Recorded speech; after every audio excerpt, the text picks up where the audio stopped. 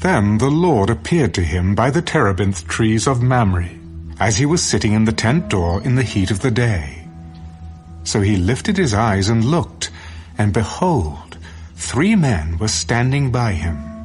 And when he saw them, he ran from the tent door to meet them, and bowed himself to the ground. My lord, if I have now found favor in your sight, do not pass on by your servant, please.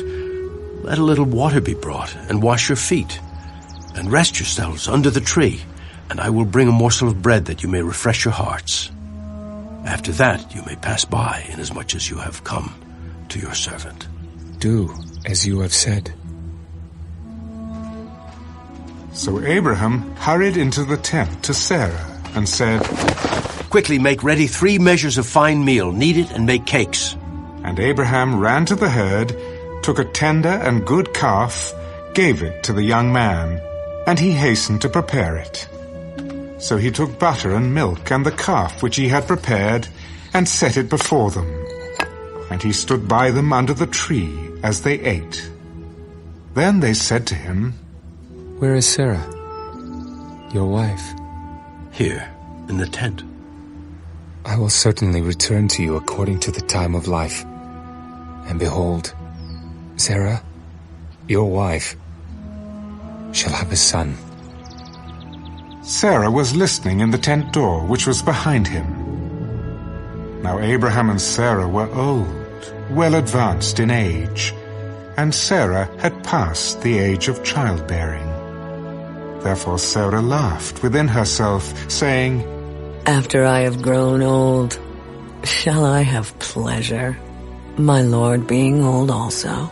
And the Lord said to Abraham, Why did Sarah laugh, saying, Shall I surely bear a child, since I am old? Is anything too hard for the Lord? At the appointed time I will return to you, according to the time of life. And Sarah shall have a son.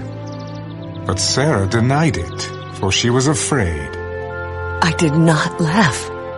No, but you did laugh.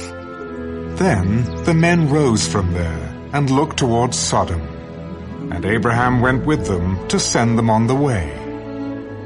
And the Lord said, Shall I hide from Abraham what I am doing? Since Abraham shall surely become a great and mighty nation, and all the nations of the earth shall be blessed in him. For I have known him, in order that he may command his children and his household after him, that they keep the way of the Lord to do righteousness and justice, that the Lord may bring to Abraham what he has spoken to him.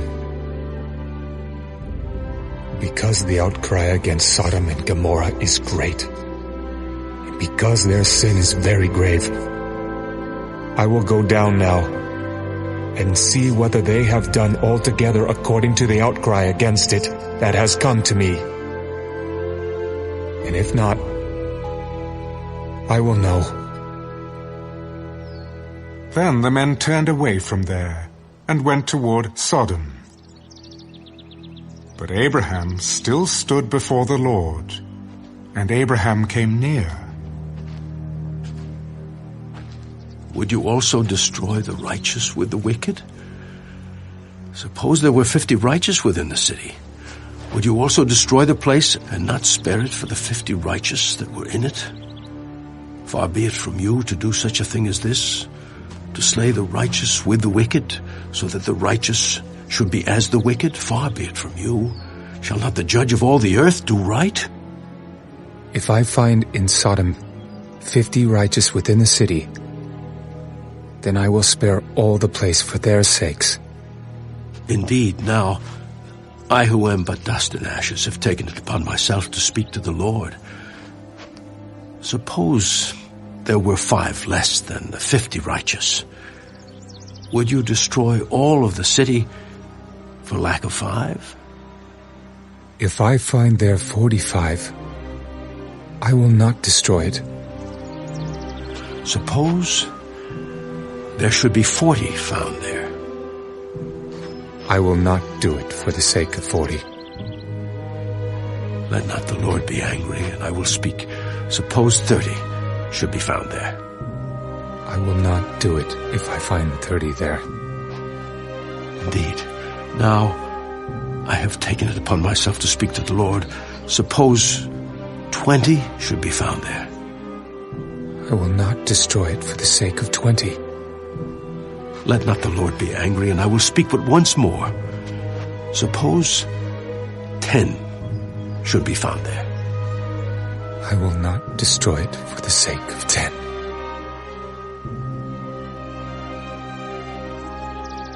So the Lord went his way as soon as he had finished speaking with Abraham. And Abraham returned to his place.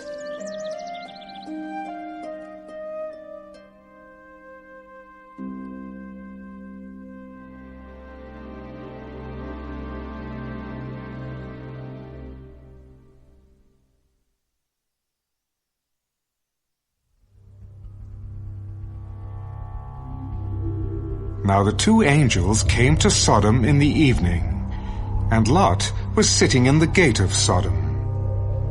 When Lot saw them, he rose to meet them, and he bowed himself with his face toward the ground. Hear now, my lords. Please, turn into your servant's house and spend the night, and wash your feet. Then you may rise early and go on your way. No, but we will spend the night in the open square. But he insisted strongly. So they turned into him and entered his house. Then he made them a feast and baked unleavened bread, and they ate. Now before they lay down, the men of the city, the men of Sodom, both old and young, all the people from every quarter, surrounded the house, and they called to Lot. Where are the men who came to you tonight? Bring them out to us, that we may know them carnally.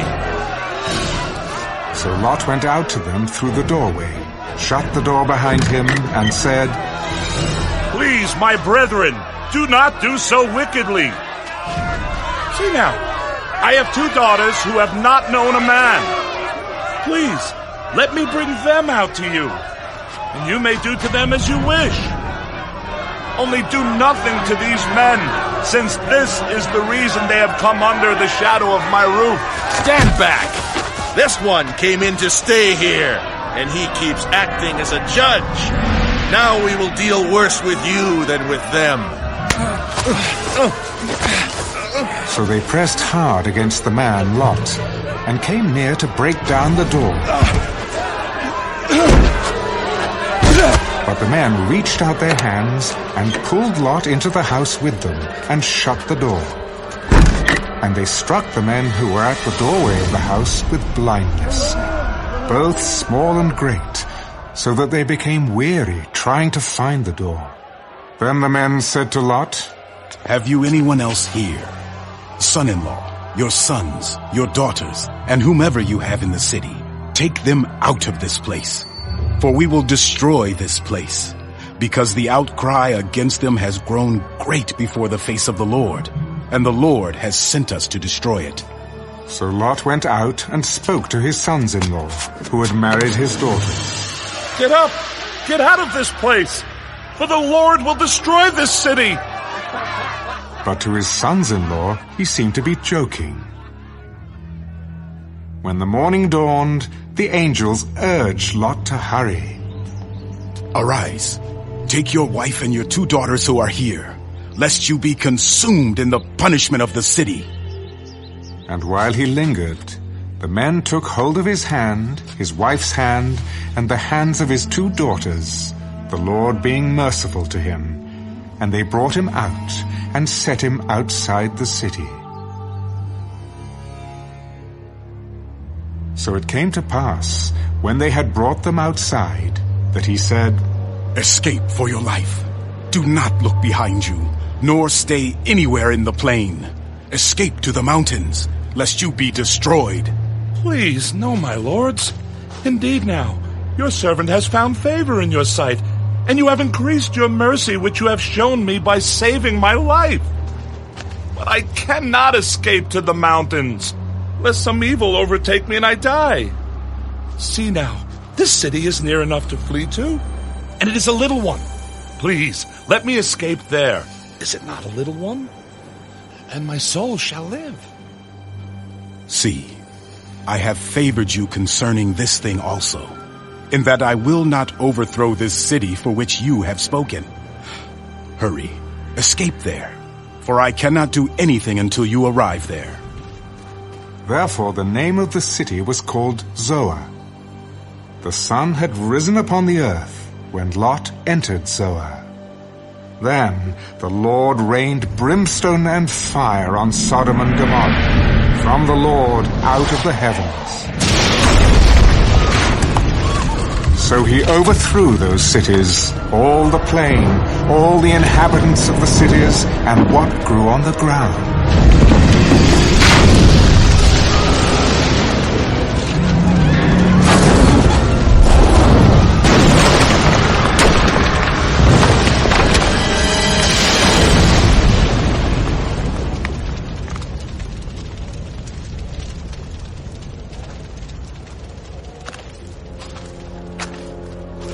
But his wife looked back behind him.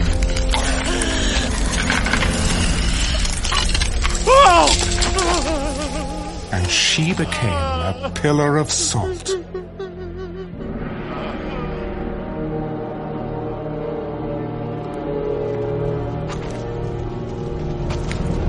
And Abraham went early in the morning to the place where he had stood before the Lord.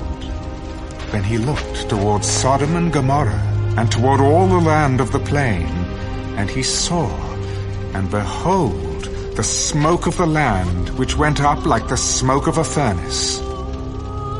And it came to pass, when God destroyed the cities of the plain, that God remembered Abraham, and sent Lot out of the midst of the overthrow, when he overthrew the cities in which Lot had dwelt. And Lot went up out of Zoar and dwelt in the mountains, and his 2 daughters were with him, for he was afraid to dwell in Zoar. And he and his 2 daughters dwelt in a cave. Now the firstborn said to the younger, Our father is old, and there is no man on the earth to come into us, as is the custom of all the earth. Come, let us make our father drink wine, and we will lie with him, that we may preserve the lineage of our father. So they made their father drink wine that night. And the firstborn went in and lay with her father. And he did not know when she lay down or when she arose. It happened on the next day that the firstborn said to the younger, Indeed, I lay with my father last night. Let us make him drink wine tonight also, and you go in and lie with him, that we may preserve the lineage of our father. Then they made their father drink wine that night also. And the younger arose and lay with him, and he did not know when she lay down or when she arose. Thus both the daughters of Lot were with child by their father. The firstborn bore a son, and called his name Moab. He is the father of the Moabites to this day. And the younger, she also bore a son, and called his name Ben-Ammi. He is the father of the people of Ammon to this day.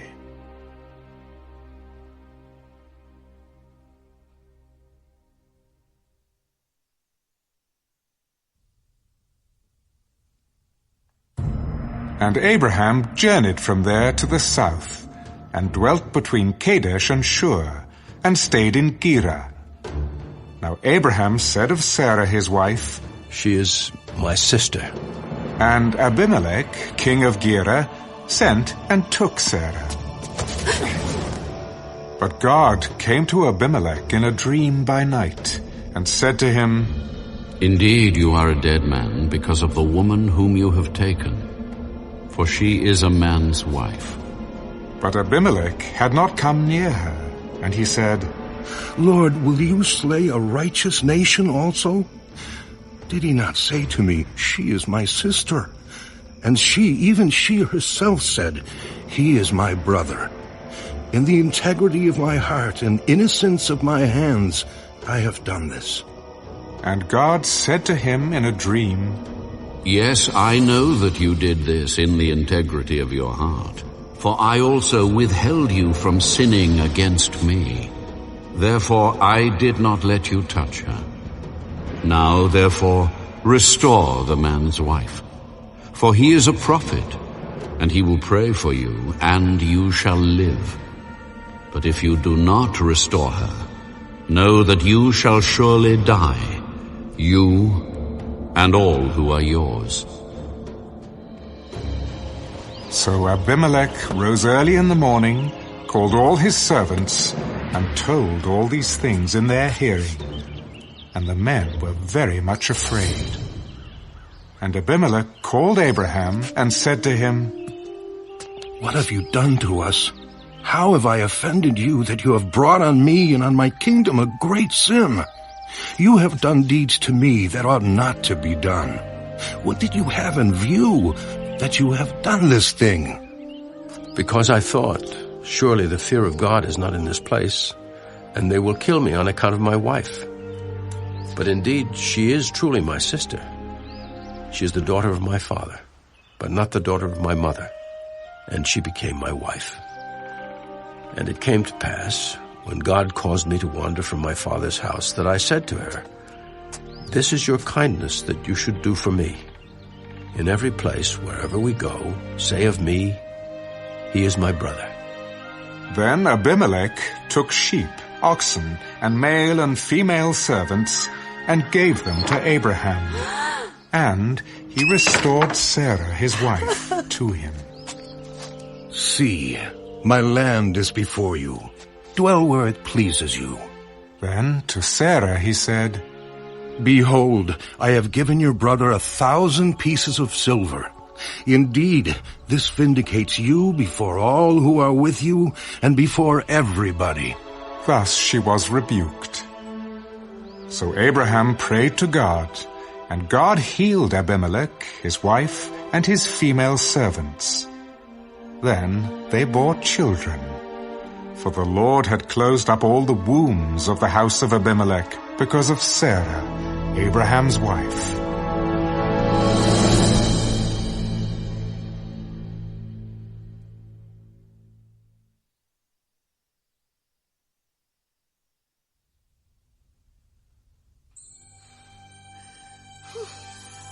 And the Lord visited Sarah as he had said. And the Lord did for Sarah as he had spoken. For Sarah conceived and bore Abraham a son in his old age, at the set time of which God had spoken to him. And Abraham called the name of his son who was born to him, whom Sarah bore to him, Isaac. Then Abraham circumcised his son Isaac when he was 8 days old, as God had commanded him. Now Abraham was 100 years old when his son Isaac was born to him. God has made me laugh, and all who hear will laugh with me. Who would have said to Abraham that Sarah would nurse children? For I have borne him a son in his old age. So the child grew and was weaned. And Abraham made a great feast on the same day that Isaac was weaned. And Sarah saw the son of Hagar, the Egyptian, whom she had borne to Abraham, scoffing. Therefore she said to Abraham, Cast out this bondwoman and her son, for the son of this bondwoman shall not be heir with my son, namely with Isaac. And the matter was very displeasing in Abraham's sight because of his son. But God said to Abraham, Do not let it be displeasing in your sight because of the lad or because of your bondwoman. Whatever Sarah has said to you, listen to her voice. For in Isaac your seed shall be called. Yet I will also make a nation of the son of the bondwoman, because he is your seed. So Abraham rose early in the morning and took bread and a skin of water, and putting it on her shoulder, he gave it and the boy to Hagar, and sent her away. Then she departed and wandered in the wilderness of Beersheba, and the water in the skin was used up, and she placed the boy under one of the shrubs. Then she went and sat down across from him, at a distance of about a bowshot, for she said to herself, "Let me not see the death of the boy." So she sat opposite him, and lifted her voice, and wept. And God heard the voice of the lad. And the angel of God called to Hagar out of heaven, and said to her, "What ails you, Hagar? Fear not, for God has heard the voice of the lad where he is. Arise, lift up the lad, and hold him with your hand, for I will make him a great nation." Then God opened her eyes, and she saw a well of water. And she went and filled the skin with water, and gave the lad a drink. So God was with the lad, and he grew and dwelt in the wilderness, and became an archer. He dwelt in the wilderness of Paran, and his mother took a wife for him from the land of Egypt.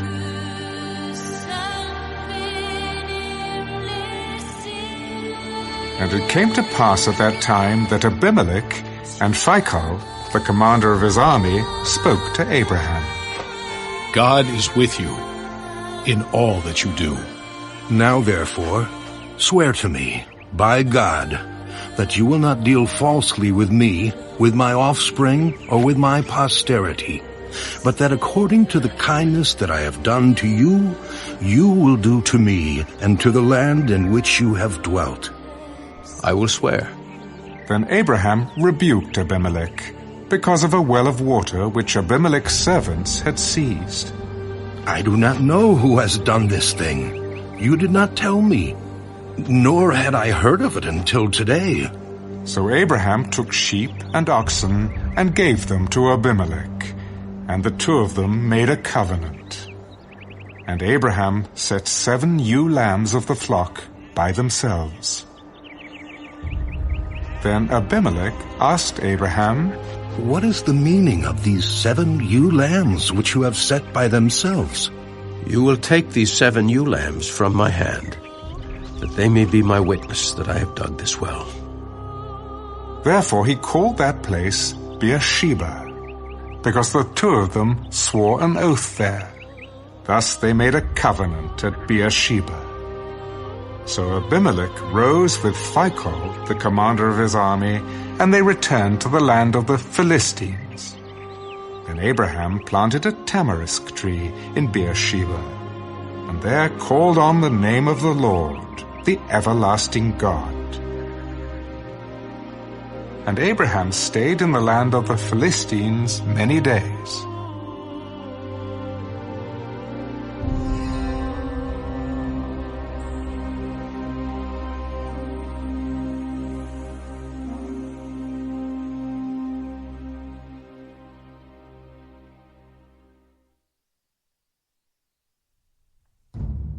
Now it came to pass after these things that God tested Abraham. Abraham, Here I am.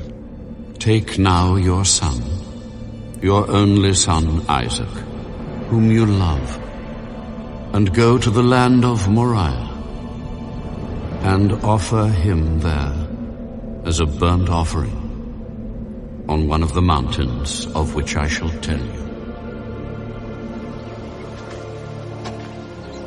So Abraham rose early in the morning and saddled his donkey, and took 2 of his young men with him, and Isaac his son.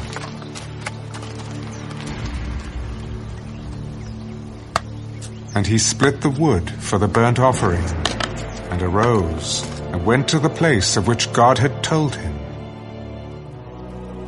Then on the third day, Abraham lifted his eyes, and saw the place afar off. And Abraham said to his young men, Stay here with the donkey. The lad and I will go yonder and worship, and we will come back to you. So Abraham took the wood of the burnt offering and laid it on Isaac his son. And he took the fire in his hand and a knife, and the two of them went together. But Isaac spoke to Abraham his father. My father. Here I am, my son. Look, the fire and the wood. But where is the lamb for a burnt offering? My son, God will provide for himself the lamb for a burnt offering. So the two of them went together. Then they came to the place of which God had told him. And Abraham built an altar there, and placed the wood in order. And he bound Isaac his son, and laid him on the altar, upon the wood. And Abraham stretched out his hand, and took the knife to slay his son. But the angel of the Lord called to him from heaven, Abraham! Abraham! Here I am. Do not lay your hand on the lad, or do anything to him. For now I know that you fear God, since you have not withheld your son, your only son, from me. Then Abraham lifted his eyes and looked, and there behind him was a ram caught in a thicket by its horns. So Abraham went and took the ram, and offered it up for a burnt offering instead of his son.